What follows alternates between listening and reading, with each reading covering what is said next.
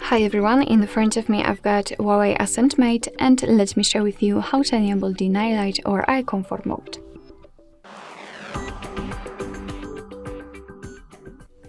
So basically this device does not have the eye comfort mode per se, but we can manipulate with the color intensity of the screen to basically kind of apply the eye comfort mode. So let's do it. Let's enter the settings, and here we have to find the display and the device section. Let's tap on it.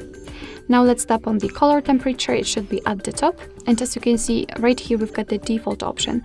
So first of all we have to turn off this option in order to be able to use this switcher, and as you can see by going to the right we can make it much colder, and by going to the left much warmer, and this option whenever you will set this switcher to the left will mimic kind of the eye comfort mode, because it will apply this yellow shield to the screen. Simply confirm it with OK, and as you can see your device will look like it has got the eye comfort applied. Of course you can set it whenever you want to.